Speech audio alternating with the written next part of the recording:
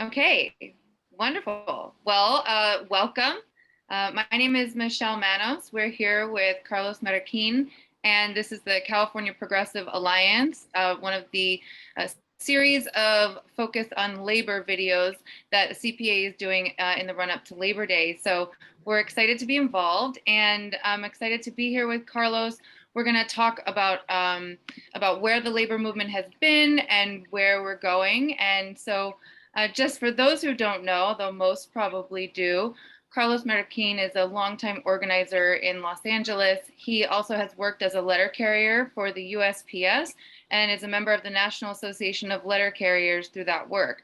He also represents letter carriers as a Chief Shop Steward in Los Angeles, NALC Branch 24. And he also represents workers in our communities in a variety of ways that directly affect them, including housing and education, jobs, food insecurity, and discrimination issues.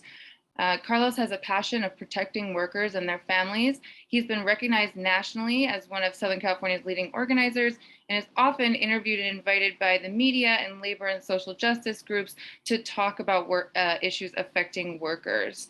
And so we're excited to be here today. Thank you, Carlos, for joining us. Well, thank you. It's a pleasure to be here, especially on Labor Day for our brothers and sisters that have been there laboring and doing the good work to keep America forward. Yeah, so let's dive right in and start the discussion. Talk to us a little bit in the beginning about how you started with your union work. When did you first join a union and how did you get involved in union organizing? Well, I am a letter carrier. I have been for the past 35 years. And, you know, working in there, my passion has always been in being able to represent people that are unjustly persecuted in one way or another. In this case, for workers, I started seeing some of the issues that was affecting my unit, and I didn't like it. I wanted to get involved, want to be able to find solutions for those things. So I became a member of my union. That I actually, on the first day when I got hired, I decided to join the union. We were given that opportunity. And for those of you that have an opportunity to join a union, it is so critical. It's important. Management will go at length to try to discourage you from joining a union, especially if you have the opportunity to do so at work. I joined the union and I began to see some of the struggles that my brothers and sisters were having, you know, in their daily lives at work. And I wanted to help, and I wanted to do something about it. And that's how I became a union steward. My co-workers voted for me. There's an elections that are held just like everything else, and people vote for who you would like to be your representative at work. And, you know, my workers voted for me. They saw that I wanted to do something. They saw that I was outspoken. They saw that I was concerned about what's happened to them. And since then, you know, I have been representing letter carriers here in Los Angeles. And how old were you at that time that your coworkers voted you into the union?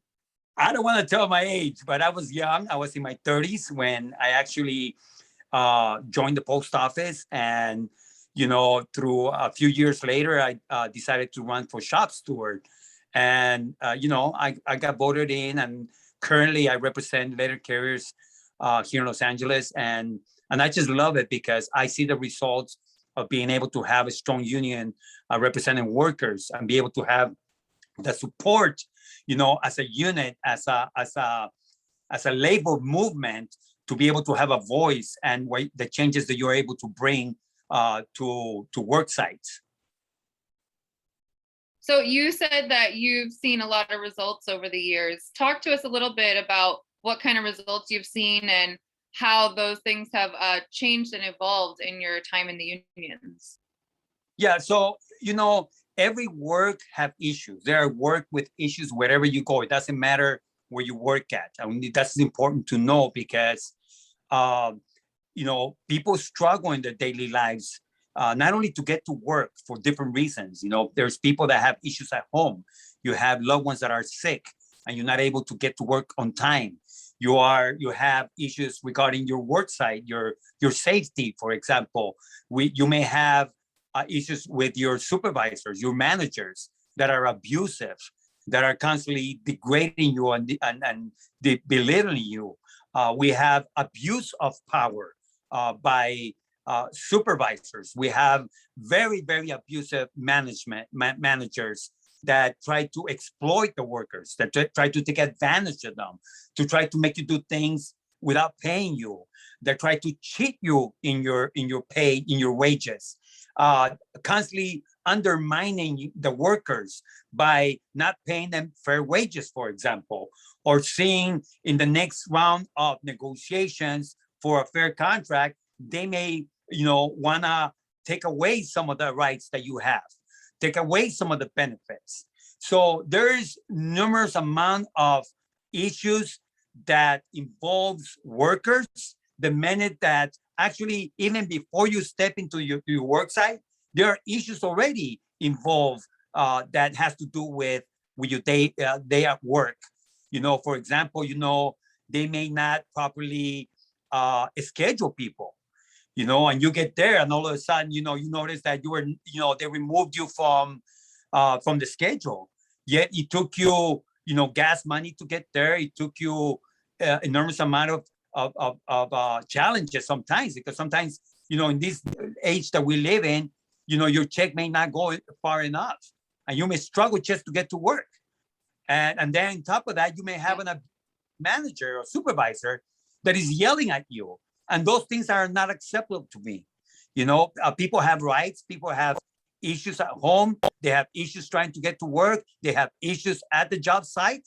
So we have to be able to be ready to represent the workers. So, Carlos, we know that sometimes unions get really bloated and, they become their own, big problematic entity of, themselves. Those things can feel like it's hard to fight or hard to deal with, and it might deter people from getting involved in their union. But there's a lot to be done at the boots on the ground level, right? Yes, I mean, there is no union that is going to be perfect, and I can tell you that there is no specific union that we can say, wow, this is the ideal model of a union, because there's no. This is just, it's run by people, it's run by elected officials. We elect our officials that are going to run and represent our unions, to fight for the contracts, to represent us at work sites, etc. Here's the key, and this goes with anything, even in politics. We elect those officials to represent us. We must hold them accountable. We have to get involved. Electing somebody in your union is not enough. We have to participate. And these are some of the things that we fail to do as members. We think, well, we're paying our dues and that's it, game over. You know what I mean? And now I can go and do whatever I do. No, that's not enough. Remember this, today more than ever, any job right now is at risk. We have automation coming in big time. They'd rather to replace you with a robot. We have people desperate, because of the pandemic. A lot of companies are taking advantage of that and mistreating the workers. So we have to know what's on the table, what's coming next, what are elected officials at the union doing for us on the next round of negotiations for a contract. Are they asking for enough? Based on a lot of different factors. We got to see cost of living. We have to see the challenges that our jobs sites have. For example, we lost a lot of jobs in the post office when they brought automation. They brought all these huge computers that sorts the mail, in literally seconds. It can sort thousands, if not millions of letter pieces. That used to be done by hand. And if you are not on top of what's going on, not only in technology, but in the next round of negotiations, we can undermine, again, workers, because now we enter into contracts that are not going to be fair for workers. Well, Carlos, the pandemic lifted up a lot of, low wage workers, workers that have been told for a long time that their jobs are for teenagers or their jobs aren't meant to be full-time jobs, like fast food and grocery workers. Now we call them essential workers. We've lifted them up as heroes throughout the pandemic. Is that being reflected in their workers' rights or in their wages? Yes, of course, because the pandemic uncovered a lot of things that people were not aware of. For example, the wages, just the wages alone. The fact that a lot of companies paid low wages and with no benefits. And people realized that when all of a sudden they found themselves outside looking in with no job to go, no benefits, no health insurance, and they saw actually cost of living increase by leap and bounds, and they are being asked to return to a job that pays less than minimum wage. And all of a sudden it's like, why would I even go to that kind of a job? You know what I mean? That was never meant to be a job to sustain my family. People needed 3 and 4 jobs to be able to have enough to maintain and protect their families and give the necessities that they had to survive. People realize that those things don't exist, that we've been being cheated for a long, long time. I think this is why more than ever, we need strong labor movement. We need to unionize. We need to come together. We need to put our differences to the side, and we need to recognize that together we are stronger. So, okay, so there's a lot of work to be done on the ground level inside the unions. We need to hold the union elected officials accountable. What if my workplace is not unionized yet? Where can I go to learn how to start a union? Yeah, well, these are the things that we need to start doing. We need to start working to our core workers. We need to realize that, look, we've been cheated. We could do better. Why is it that we need to ask those hard questions? Why is it that we don't have health care? Why is it that we are not being provided with sick leave? If I get sick, next thing you know, they threaten my job. So we have to be able to start talking. We have to look for labor groups that are in your city, because each city is different. You may live in a small town and you may not have access to unions that are in the area to ask questions. But please, by all means, feel free to ask, to send a message to us, and we will connect you with a labor group that actually may be interested in forming a union and teach you how to form a union, to teach you the steps necessary to learn how to form a union at your job site. So the California Progressive Alliance is great for that because CPA is statewide, right? And we're talking about the California labor movement. And so that's some of what we're trying to do here today, is make sure that we open the doors to connect and make sure that if someone wants to organize or learn how to organize, there's a pathway to do that. So can you give us a little update of what's going on within the California labor movement in general? And what can people expect if they start to get involved? Well, there's a lot of stuff that's happening here in the California labor movement. California labor movement is perhaps one of the strongest movements in the country. We have very strong unions, but sometimes these unions get sidetracked because they may be so heavily involved in politics that they neglect, the membership and the needs that the membership may be having. Sometimes some of our unions are good unions, may want to launch and support candidates. The problem with, I'm talking to progressives now, the problem with progressives is that we don't get involved. We need to go to our union meetings. We need to go, and ask questions. We need to find out what's going on. Because often here in California, a lot of the unions push for their members to run for office. And this is where you start seeing a lot of representatives that have been fully supported by unions, and they pretty much do everything that unions may ask them to do. They will be very faithful to their unions because the unions got them there. And I need to say this because sometimes, I'm not going to say sometimes, but unions in themselves have a specific agendas for their workers, for whoever they may be representing. Let's say, for example, you have the union that is representing steel workers or letter carriers or nurses. They're going to look for the best interest of the nurses, of the letter carriers, of the farm workers. That's what they're going to focus on. So they're going to run candidates that focuses on that as their number one agenda. So we need to be paying attention. We need to participate. Go to meetings. Those are the things that I tell the workers. You know, we want to complain everything that we don't like, but we don't want to participate. Get out there and ask questions. Hold me accountable as your representative. Tell me why I'm failing to you and put it on paper. So now you're holding me accountable to make sure that I do the work that I got elected to do.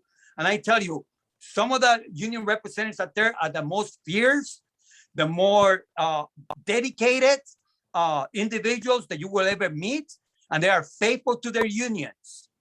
So join a union, sign up, pay your dues, and make sure that you hold them accountable for what you are paying for. So, walk me through it a little bit, Carlos. If I go to a union meeting at my workplace and I feel awkward, or I don't know what to ask, or I don't know anyone there, how do I, feel the confidence to go back again and again? Should I bring a friend with me? Should I introduce myself to people? What's the experience going to be like? Well, if you're a union member, you automatically belong there. There's no one should be looking down at you. Perhaps they're gonna be looking at you because you're the first time they ever seen you there. They're gonna be surprised that they have a new face there. Because traditionally you have the same people that go to union meetings. Here in Los Angeles, we have thousands of letter carriers. Out of all the thousands of members of members that pay dues, you have a couple hundred that may show up to a meeting out of thousands, so that tells you a lot. And I understand we have lives to live. Nobody wants to be going to a meeting after meeting after meeting, but for crying out loud, especially nowadays, we need to get involved. We need to participate. Why? Because your job depends on that, right?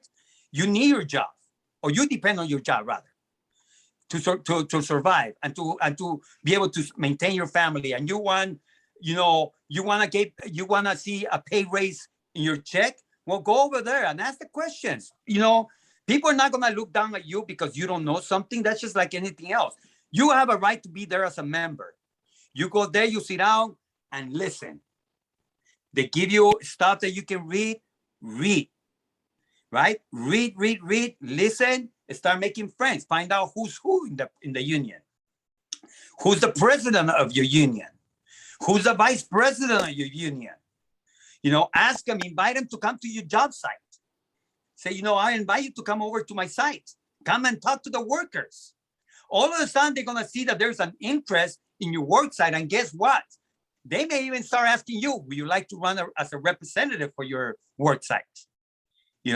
Because they see that there's interest. But you don't have to go that far, just as long as you go and start asking questions. Find out what they're working on. What are the issues they're working on? How is the next contract going? What are they going to be asking for? You ask those questions, they have to give you the answers. And by law, unions have to represent you when you ask for representation. It's not maybe or perhaps, they have to represent you by law, because that's what you pay union dues. And even if you don't pay union dues, if there is a union at work and you need their assistance, by law they have to represent you and take your case, even if you're not a member. That's all really excellent information, because I feel like we talk a lot about unions and how important they are, but we don't talk about the nitty gritty. And so people still feel disconnected, or they don't feel an access point. Carlos, we have a few minutes left, and I just want to ask you one or two questions about going forward. you have so much experience, not just with your own union, but with helping all different types of workers and advising for so many years. If you had your perfect vision for where the California labor movement will go in the next 5 or 10 years, what would you love to see? Well, for a few years, we need to take a step back before we look forward. For a few years, unions were on a decline here in California. They were losing membership. Then you have a lot of union busting elected officials that were going after unions. We had a lot of the corporate, institutions that have been, playing games with the labor, and so we needed to come together. What Donald Trump brought on, to the labor movement is unity. All of a sudden, the unions found themselves, really weak, saw themselves how weak they were, and the uncomfortable positions that they were in. So unions began to talk to their members. Members began to go to their meetings because people were scared. So unions began to get stronger, and that's what we are right now. I think that there is a recognition and the need for unions. You see the stuff that's happening with Amazon, for example. They making huge profits, yet they want to keep their workers at the same level of pay. So people are starting to notice that, and they're starting to come together. That's what we are right now. But moving forward, we need to have an even stronger unions, a stronger union movement. We realize that we are in a position that moving forward, workers will be replaced by automation, by robots, for example. So, but not every job is going to be like that, but a lot of them will. And we see the cost of living increasing and our wages maintaining the same way. Housing, for example, has gone sky high. So people that used to have comfortable jobs, they find themselves uncomfortable now and worried. People are staying longer in their jobs rather than retiring. So we have a long ways to go. So looking forward, we need to have stronger unions. People need to participate. Members need to participate. People need to join unions. We need to create all the unions. We need to be involved. We need to launch forward representatives that are going to run for office that are pro-labor. We have right now the recall, for example, happening here in California. If a Republican wins and successfully take out Governor Newsom, then we're going to have a few years of, again, things against the union, of actions against the union. They don't want the unions. They want to be able to maximize their profit while exploiting the workers. So those are the things that we need to look forward to. That instead of investing in going into space, we need to invest in our workers. We need to make sure that our workers have benefits, that their families are taken care of. So all those things are not going to be given to us. The history of the labor movement has been a history of struggle, of people fighting, of people, giving their lives so that we can enjoy the benefits that some of us have right now. It has not come easy, Michelle, and it's not going to be easy for us. We need to work hard, but we need to think about our children and their future. What kind of world are we leaving behind? What kind of job sites are we leaving behind? That should motivate us into getting involved. Well, it sounds to me like there's, even though the union is a conglomerate, it is a large structure in a lot of cases, there's still that grassroots work that needs to be done inside the movement to hold the union accountable so that the union will hold the workplace accountable. That's a lot of work, and there's a lot more that we could talk about. Unfortunately, we're up against the end here, but I just want to thank Carlos for being on this interview with us, talking about Labor Day here on Labor Day 2021. And thank you for the California Progressive Alliance for inviting us. We'd love to come back anytime. We always support what y'all are doing. It's a really important set of work in the movement. And yeah, happy Labor Day to all. Enjoy your day.